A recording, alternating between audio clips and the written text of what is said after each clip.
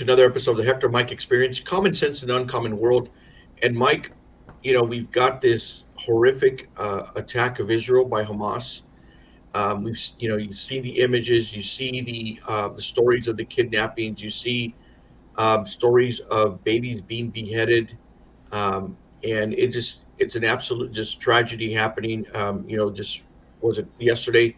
We saw the images of a hospital in Gaza that was blown up. Now, I know there's questions whether I know the Palestinians are blaming Israel. Israel apparently has got video or showing that it was within Palestine that blew it up. And so, but I mean, regardless of the situation, it's just kind of a horrible situation. And it's also interesting to see, I mean, all the protests that are happening here in the United States. Protests, even members of Congress who are out there blaming Israel for the attack of Hamas. Um, you've got protests happening in all these different universities, happening in all these different cities.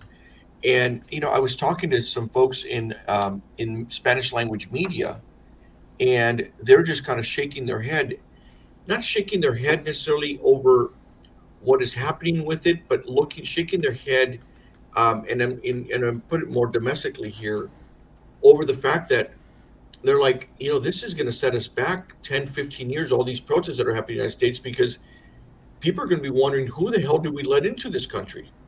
This idea of increased immigration, increased help for refugees.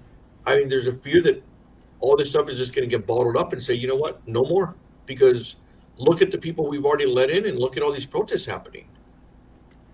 The second part of that, I think, is absolutely true. People already look at the southern border. Polling numbers I've seen, people look at the southern border as the avenue or the highway for terrorists to come into the United States. It's not through airports; it's through the border. And things like this that have happened will raise that awareness. But the awareness is already there. That whether it's actual terrorists or the terrorist acts of the fentanyl that comes in through the open borders. Joe Biden a couple of weeks ago talked about finishing Trump's border wall. He didn't say Mexico was going to pay for it, which was probably the only thing he didn't say. But it was like one of those things, you look at it and say, did I just wake up from a dream or something? People recognize that the sieve that we have at the border in the South and the policies that have been implemented have opened us up to threats.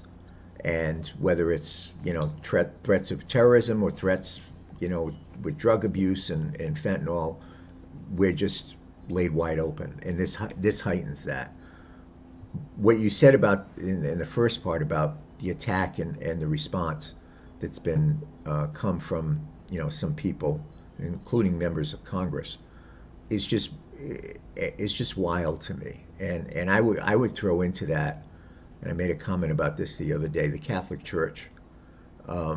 Usually whenever there's a perceived social injustice, I'm a Catholic, and you're in church, or there's always a prayer for whatever. And when it first happened, there was silence, and now it's like, for peace in the Middle East. Well, there's tensions on both sides, but when you parachute into a festival and start killing people, just killing people, when you start beheading babies, that's not a political thing, that's a barbaric thing.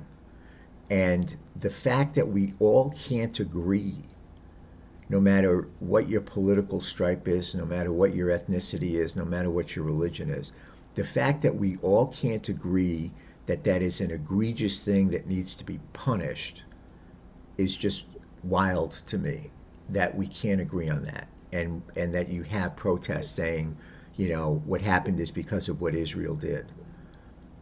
To me, it's just unfathomable. It really is. And to have elected officials, in Congress saying that, is just, unbelievable to me. I understand there's tensions and war and everything else, but what we're talking about is going not going after soldiers, but going after innocents, and the most innocent, which are babies, and beheading them.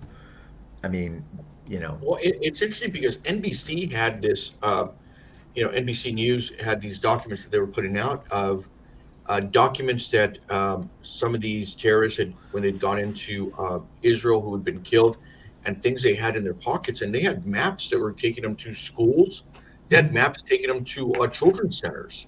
hmm And NBC, published some of those documents out there. And a part of it is, and I think for folks to understand is, during this period of time, you had Israel that was trying to normalize relationships with Saudi Arabia, and you've got this attack that happened. And so Saudi Arabia, for in all intents and purposes, it's going to be difficult for them to take the side of Israel in this particular area, and they're taking the side of saying, hey, we got to try to find some sort of, stop shooting at each other, stop, you know killing each other. But at the same time, I mean, they've had to take the side of the Palestinians. yeah, But by it's doing these barbaric things, by the beheading, the kidnapping, as you said, going into a festival and shooting everyone up there, and then kidnapping people right. from that festival and from other places. Um, what it does is, I mean, if you're a country asking for a ceasefire, or asking for peace, or asking for a controlled measure, how are you, as a country who still has 150 of your people being kidnapped or held hostage, going to say, okay, we're going to slow down with all these babies that got beheaded? And Yeah, so it makes it. I mean, I think the barbaric actions that were taken make it so it is almost impossible to have some sort of sit down or agreement over with the party which you just did this to. you can't. I mean, first of all, I don't see Israel doing that. Second of all, I certainly hope America doesn't encourage Israel to do that. They shouldn't. Um, if people want to not face the wrath of the actions of these people from Hamas, then people in those governments where they are hiding and entrenched should bring them out and turn them over. It's just that simple. Again, in a war, it's soldiers versus soldiers, and I think people understand that. Um, but this isn't soldiers. These are people, terrorists coming in, innocents at a festival, kidnapping and raping, humiliating, killing old people, beheading babies. This isn't soldiers against soldiers, and anybody. I mean, I would go so far, and some CEOs are doing this, are going so far as to say, they're going to look at people's social media, and if they find someone that's applied for a job that has, put on social media a defense of Hamas, they're not going to hire them. Well, They're going to, you already started seeing some. I saw it. Some law firms have already started rescinding offers to some Harvard good. law students and Columbia law students. They had a job offer. They said, okay, we'd already offered them a job or internships, and they've now rescinded it because of the position that their organizations of which they belong to have taken on this particular issue. Good. That's exactly what they should. And I noticed, up here in Los Angeles, it's gotten into now the district attorney's race because the progressive Democrats that help fund and support George Gascon are supporters of these groups. Yeah. And that's the way it should be. Yeah, the Democratic Socialists of America, and Yeah. not only Gascon, but there's quite a few members in the California state legislature who have been endorsed by this organization. That is, as you noted, some of the ones are the ones who are holding rallies, are blaming Israel for this attack. Um, Mike, I'm going to go down this other path. Is What do you think this does politically for the Jewish voter? I mean, does this keep them? Because I mean, Jewish voters, for all intents and purposes, have been very democratic. They voted hmm solidly Democratic over decades. Do you think this changes anything? It should. I mean, they should take stock of who's on their side and who's not. And again, this isn't a geopolitical thing, and this isn't economic thing. This is like, you go out and you kill babies, and that's when is it? I mean, when is enough enough? And so they got to look at it, and they got to say to those people you just mentioned, the people in the California legislature. So what are you going to say about this group that supports you? Do you still want their endorsement? You have to choose. I mean, there should be that line in the sand that says you have to choose. Either you want the support of this group or you ain't getting our support. I mean, that's totally within the right realm of what should be done. People need to be held accountable if they're supporting this kind of activity. And different groups, led by the Jewish, community primarily, but just anybody, Right. should be holding them responsible and accountable for that kind of stuff. It's just unacceptable. I mean, there are things that happen in war, and everybody understands that, and they're tragic and what have you. But they happen within the context of a war and the participants of that war. This was not a war. This was, people at a festival, and then, as you said, going out to schools and what have you, finding children, beheading them. It's not. It's not a civilized world. What do you I have my perspective on this on southern border, which is, over the last several years we've allowed it. I mean, the Biden administration basically said we're not going to build Trump wall, and the contrary, they ended up selling a bunch of the fencing and scraps. They started taking it down. I believe they started taking it down and selling off the parts. And now all of a sudden you were getting over 200,000 people a month that were coming in through the border, Mm-hmm. and they're like, okay, we've got to build it back up again. Um, I don't know. The thing that's maddening is they don't even know who the hell's coming through it. No, It's it's You come in, you touch. I mean, there's videos of INS officers or border patrol just kind of like, okay, okay, next, okay, yeah. it's go down this way, go down this way, go down this way, and it is so ass backwards with this thing. It is completely ass backwards in the sense as well of those people that want to come legitimately and legally, and it's completely ass backwards. Even, I go as far as even saying, the people that are trying to get here to do something better for themselves or their family, even though it's the wrong way to do it, at least have some decent motives behind it. But when you have it as open as it is, and as just uncontrolled as it is, it's also an invitation for anybody that wants to do harm, to be able to come in and, with an engraved invitation almost.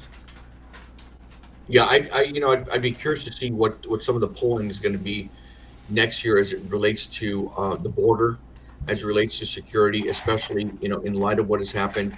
I don't anticipate this conflict that is happening in Israel to end anytime soon. I think we're just beginning to see the beginnings of a basic counteroffensive on it. But I mean, Yeah, look, it hasn't even the counteroffensive hasn't even started yet, and yeah. And they just I will give credit to Joe Biden. I mean, he's in Israel today. He's yeah, out there. I know he was going to hold a couple of different meetings. Some of them got canceled because his hospital situation, that got blown up. I think there was like 300 or 500 deaths in it, and right. so there are a couple meetings that got canceled. But you know what? I give him credit. He's gone out there, um, trying to talk to some of these leaders, and we can joke around how old the guy is, or whether he's still there or not, but at least he had good, or his people had good political sense to get him out there and show that, or try to show that he's on top of this particular issue. I agree. I mean, he may have, when they got him out of the White House, he may have thought he was going out for some Middle Eastern food, and then found himself in the Middle East. But he's there, and it looks good. But America's got to take a strong stand here. They can't listen to the fringes of. He can't listen.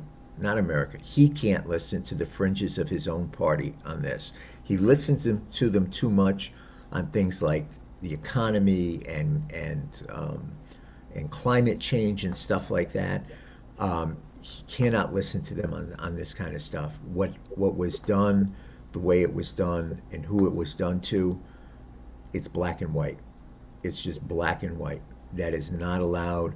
That is not what a civilized society does. And those people that do it are not part of a civilized society, and they need to be eradicated.